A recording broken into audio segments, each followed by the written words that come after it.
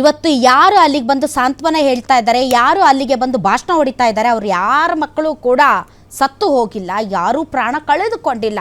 ಕಳೆದುಕೊಂಡವರು ಬಡವರ ಮಕ್ಕಳು. ಇಡೀ ಸಂಸಾರಕ್ಕೆ ಆಧಾರ ಸ್ತಂಭವಾಗಿದ್ದಂತಹ ಸುಹಾಸ್ ಶೆಟ್ಟಿ ಇವತ್ತು ಕೊಲೆಯಾಗಿದ್ದಾನೆ.